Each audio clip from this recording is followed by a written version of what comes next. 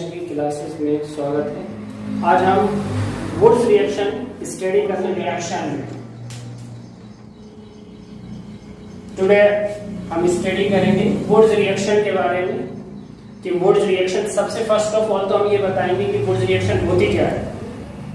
Wurtz reaction जो है वो कि दो एल्काइल हैलाइड वो सेम भी हो सकते हैं, वो सोडियम के साथ उसके साथ रिएक्ट करते हैं किसकी प्रेजेंस के अंदर, ड्राई ईथर की प्रेजेंस में, और क्या बनाते हैं, एल्केन का फॉर्मेशन करते हैं।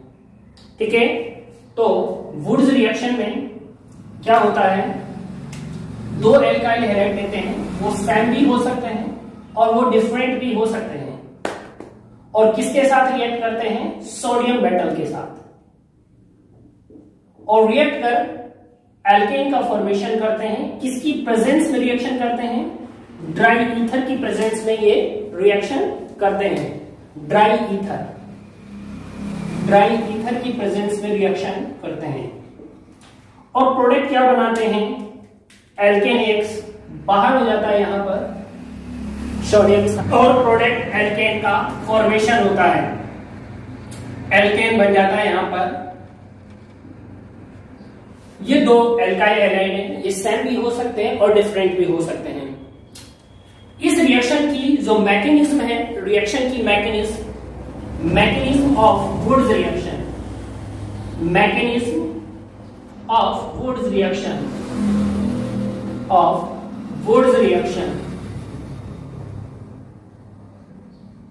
दो टाइप्स की होती है।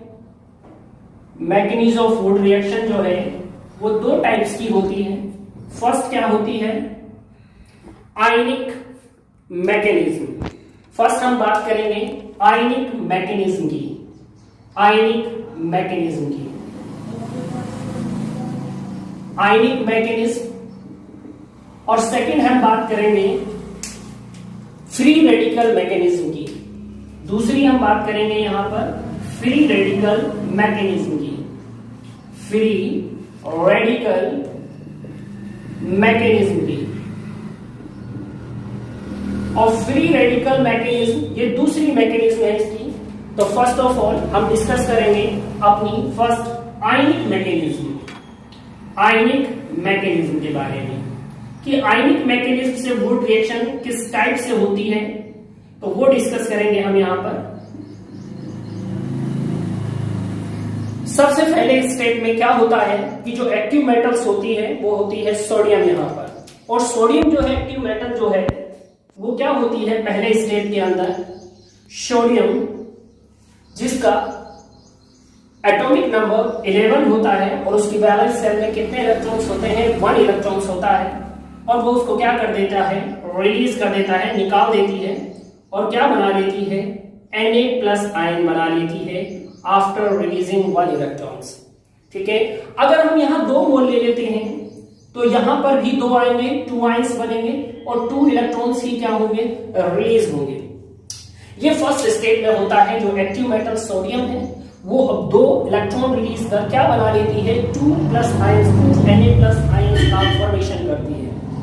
After that in second step में क्या होता है कि इनमें से इलेक्ट्रॉन Rx यानी कि जो 2 इलेक्ट्रॉन्स हैं हमारे पास, वो 2 इलेक्ट्रॉन्स क्या करते हैं, एक न्यूक्लियोफाइल की भांति बिहेव करते हैं, क्या करते हैं, और SN2 मैकेनिज्म के हिसाब से पीछे से अटैक करते हैं। SN2 मैकेनिज्म होती है यहां पर, और ये इलेक्ट्रॉन लेकर बाहर निकल जाते हैं, और क्या बना लेते हैं हमारे पास यहां पर R- बना लेते हैं, और प्लस में क्या बना लेते हैं, X- आयन बना लेते हैं, X- आयन बना लेते हैं, R- आयन बना लेते हैं। जो ये R- आयन यहां बना है ये किस तरह से बिहेव करता है, एक न्यूक्लियोफाइल की भांति बिहेव करता है। यहां पर ये न्यूक्लियोफाइल की तरह बिहेव करता है, और न्यूक्लियोफाइल की तरह बिहेव करने पर और क्या करता है, रिएक्शन में दूसरा जो मॉलिक्यूल्स है Rx का उस पर पीछे से अटैक करता है, और कौन सी मैकेनिज्म देता है, SN2 मैकेनिज्म से रिएक्शंस को कराता है यहाँ पर SN2 मैकेनिज्म से, और प्रोडक्ट क्या बनता है, एल्केन का फॉर्मेशन कर लेता है। क्या बन जाता है, एल्केन बन जाता है यहाँ पर प्रोडक्ट एल्केन, और प्लस में कौन बाहर निकल जाता है, X नेगेटिव आयन बाहर निकल जाता है यहाँ पर, यानी कि फॉर्मेशन ऑफ एल्केन हुआ है। अब हमने देखा कि यहाँ पर एक तो X नेगेटिव आयंस हमारे पास बचा हुआ है, X नेगेटिव आयंस, यानी कि एक यहाँ X नेगेटिव आयन बना, एक X नेगेटिव आयन यहाँ बना, और दो Na+ आयन यहाँ बने हैं। ये दोनों अगली स्टेप के अंदर आपस में रिएक्ट करते हैं। ये स्टेप नंबर फर्स्ट है, ठीक है, और ये स्टेप नंबर सेकंड है, और ये हमारे पास स्टेप नंबर थर्ड है। और इस स्टेप के अंदर ये क्या करते हैं, आपस में रिएक्ट कर जाते हैं। कौन कौन, 2Na+ आयंस और 2X नेगेटिव आयंस, और रिएक्ट कर क्या बना देते हैं, 2NaX बना लेते हैं। क्या बना लेते हैं बेटा, 2NaX बना लेते हैं, ठीक है।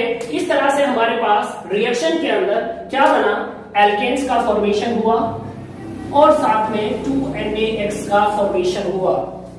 लेकिन इस रिएक्शन के अंदर इफ एक नोट लगा के लिखेंगे, यदि हमारे पास ये जो R नेगेटिव है, जो एक न्यूक्लियोफाइल की भांति बिहेव कर रहा था, न्यूक्लियोफाइल की भांति बिहेव कर रहा था, और कौन सी मैकेनिज्म दे रहा था, SN2 मैकेनिज्म दे रहा था और एल्केन बना रहा था। लेकिन अगर हमारे पास एल्काइल हैलाइड जो है वो बल्की है या ब्रांच है, उस सिचुएशन में R नेगेटिव जो है वो एक न्यूक्लियोफाइल की भांति नहीं, बल्कि कैसे बिहेव करता है, एक बेस की भांति बिहेव करता है। और उस सिचुएशन में रिएक्शन के अंदर प्रोडक्ट एल्केन ना बनकर बल्कि क्या बन जाता है, एल्कीन बन जाता है। जैसे नॉट लगा के लिखेंगे, इसलिए हम नॉट लगा के हम लिखेंगे if alkyl halide, if alkyl halide is bulky and branched, then R negative nucleophile, R negative behave as a base but not a nucleophile, but not a nucleophile. कैसे बिहेव करता है, एक बेस की भांति बिहेव करता है, ना कि एक न्यूक्लियोफाइल की भांति बिहेव करता है। Then product is formed